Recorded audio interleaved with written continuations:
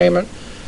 Just balance it out between now and how much more time you owe on the house, and I'll make half of those payments. Half you, half me. That's still not enough, is it?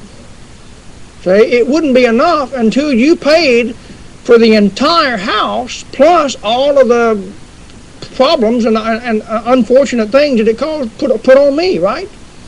I mean, you got to pay for the house plus stuff that was in the house, plus all the rent that I had to pay to get a separate place to stay, plus any injuries, everything. I mean, you owe me so much, you probably could never pay it. See? And that's what people don't get. They think they've sinned against God, and they can somehow repay it, but just Jehovah's Witness say you're annihilated when the Lord returns. If you're not a child of God, you get burned up when Jesus returns, and that's it. Well, that's not much punishment for a whole life of rejection of God's Son. It don't take long to get burned up. You realize that? If this building caught on fire right now, this whole room was just engulfed in flames. If you didn't have any way out, I mean, if you really truly just wanted to go ahead and get it over, just jump in the middle of the biggest flames you could see. You'd be dead real quick. You wouldn't just stand there and just burn and burn and burn and take 3 hours. It wouldn't take you 3 hours. Just get there and take a deep breath. You'd be gone. That's not much punishment. Not much punishment. I mean, that's kind of like just somebody's, I'll just take a bullet to the head. Well, you'd be dead in no time. You'd be dead in no time if all it was is that you were a victim of God's wrath when He returns and just, whoom, you're burned up. Well, 2 seconds flat, you're dead. You mean that's it? That's no punishment compared to the entire life that you lived of saying no, no, no to God's Son, rejecting God's Son, grieving the Holy Spirit time and time again, telling dirty jokes, scattering abroad instead of gathering with Him day after day. You were an enemy of God. And yet somehow God's going to pay you back with a 2-minute death when He returns? And not in the Bible. In the Bible, it's a long, drawn-out thing, and in the Bible, it's eternity. It's forever. Why? God lives forever. How you gonna pay for it? If how you gonna pay for sins against God just in a few minutes or a few days or a few hours or weeks when God lives forever? You've sinned against an eternal being that never dies. How long will your payment be? Forever. You go to a place where you'll burn forever. The justice demands nothing less. Anything less would not be justice, because God does not do it. God doesn't just live 70, 80 years and then die. See? You might owe a debt to somebody, and you just pay them that debt until the day they die, and their widow or their widower might come to you and say, well, let's just call it even now. You know, he's dead and gone, or she's dead and gone, or whatever, and I'm not going to hold you to that anymore. Let's just scratch it and call it even. That might happen. Trouble is, God don't ever die. Your debt to God just continues on and on and on. Justice demands, because if God said anything less than that, He would not be holy. And if He's not holy, He's not God, because He compromised. He cut corners without a proper settlement to make it right. Now, Christ made the settlement for me, see? Christ paid for my sins, so God can say, James Melton sinned, but I'm not going to send him to hell. Well, why not? Because he came to my Son and got all those sins washed away. So he becomes a son of God himself. But those who haven't, that's where they're going. That's the only place they can go. Like old Bob Jones Sr. said, well, if there isn't a hell, there ought to be. I agree to that. Some people say there's no such thing as a burning hell. Well, if there's not, there ought to be. I mean, why? He understood that justice demands it. Justice absolutely demands it. Number 3, I know it's true, not only because God's Word declares it and justice demands it, but finally, nature displays it. Nature displays it. You said nature displays suffering and torment? Yes, it's everywhere. Look at Romans chapter 8. Romans chapter 8. People that don't believe that God allows suffering and a continual suffering, hardship, pain, agony, that a loving God would not do that. They just don't get around too much, or don't open their eyeballs or something. Romans chapter 8. The Bible's very clear that God not only will allow suffering, but He does right now. It's going on every day, all around you. Just open your eyes and take a look. Look at Romans 8. Start at verse 18. Romans 8:18, for I reckon that the sufferings of this present time, don't you know people who suffer today? Don't you know people who are going through hard times? I'm not just talking about having trouble paying their bills, man. I'm talking about people in pain. I'm talking about people and hurting so much right now that they're crying. They're tears running down their face because the pain won't go away. Maybe they're in a hospital. Maybe they're in a nursing home. Maybe they're in a trauma center. Maybe they're in a burn center somewhere where they just got burned real bad. They're just in this one country. United States of America is only 290 million people. We got roughly 7 billion in this world. That's 290 million is not much compared to 7 billion. Just in this one country, there's probably thousands of people right now hurting and so much pain that they can't hold back tears. And God's letting the whole thing just go right on, just letting it go. Why don't God stop it? Why don't God say, I'm a loving God. I don't let people suffer. He most certainly does. I mean, you're saved. You're a born-again child of God, and you get a bad toothache. Does it automatically go away just because you're saved? You get a bad headache. Does it quit just because you're saved? No. A loving God sits on the throne and watches you suffer.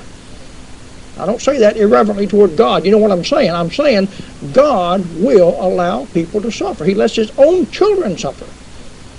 There are people that are born into this world, they get saved early in life, and they get some disease, and they never can get rid of it, and they're just plagued with that thing for 40, 50, 60 more years of their life, 70, 80 years, and they die in pain, and the only comfort they get is the day they die, they get to go home and be with the Lord. Their entire life was pain from start to finish. I don't say God likes that, or God gets any special joy out of that. I'm not saying that at all. I'm not saying God is some kind of a cruel tyrant God. I'm not saying that. I'm saying when somebody says a loving God won't allow people to suffer, they just don't know what they're talking about. It happens all the time. It's happening everywhere. Look at it. I reckon the sufferings of this present time are not worthy to be compared with the glory which shall be revealed in us.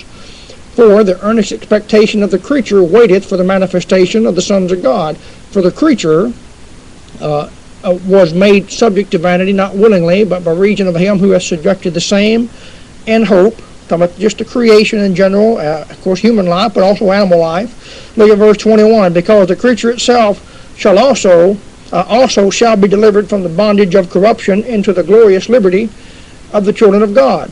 For we know, look at this verse, we know, Paul just takes for granted that you know this. In fact, if you don't know at least this much, you're really not very learned. We know that the whole creation groaneth and travaileth in pain together until now. God allows suffering. How many of you have a pair of shoes on that's got some leather in them? How about a leather belt? An animal died for you to have that belt, or those shoes, or that wallet, or that purse. An animal suffered. Where do you think leather comes from? See? God allows suffering. It's everywhere.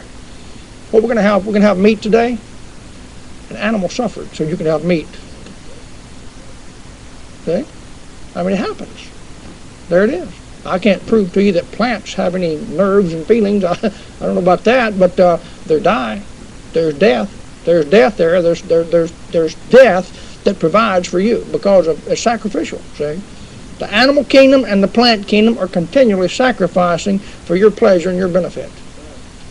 See, whether it's willingly or unwillingly, there's suffering and death in this world.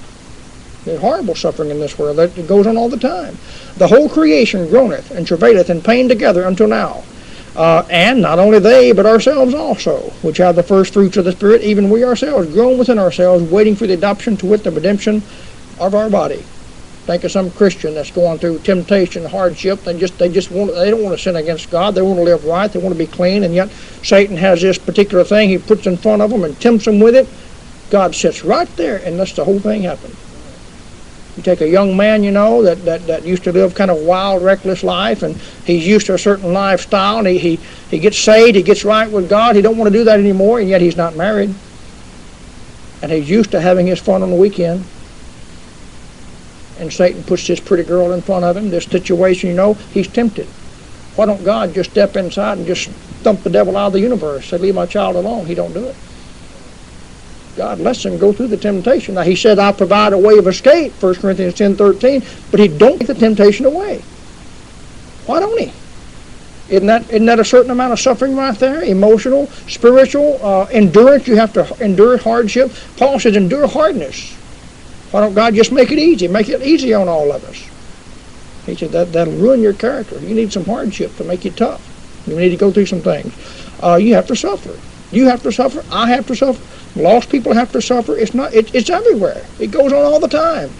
Suffering is everywhere. There's people right now, this very day, this very hour, this very minute, suffering right now.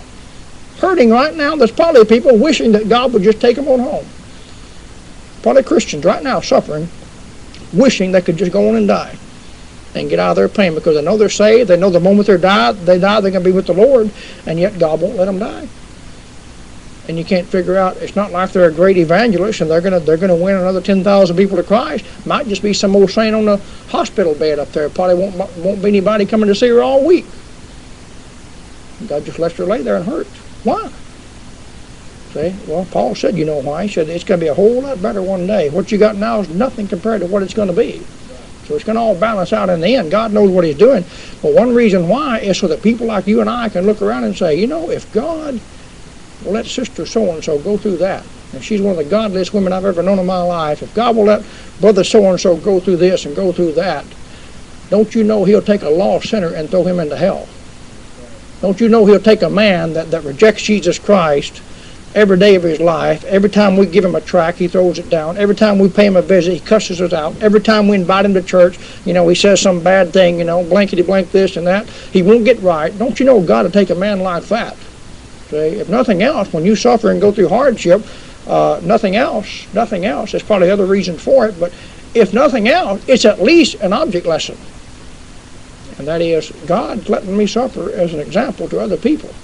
Lost people see this, and they ought to stop and realize that if God will let me suffer, he'll most certainly let them suffer when he gets ready to throw them into hell. So it happens all the time. People who say that a loving God would not allow suffering, would not allow that nature of suffering, they just don't know much. They don't look around much, and they don't look back much. They don't look back in history very much. Hasn't been that long since the Nazi Germany killed 6 million Jews. There's a good bit of suffering went on there. You ever seen some of those old films, some of those old pictures, and all the, man, it's just make you sick to talk about it. I won't even go into what it was, but I mean just suffering. I mean just bitter persecution and suffering that they had to go through and hardship. And Chinese, I mean, people need to study communist China for a little while and see what they did. They had a thing in China called the death of 1,000 cuts. Very simple thing. Nothing high-tech about this. Take a man, strap him in a chair, trying to get him to talk, get him to tell you information about where some other people are hiding out at or something like that, you know. Interrogation. If he won't say anything, cut off one ear. You just let him sit there and scream for a little bit. Ask him a few more questions. You won't answer that question, cut off the bottom lip. Won't answer that question, cut off the nose. Won't answer that question, cut off one finger. And they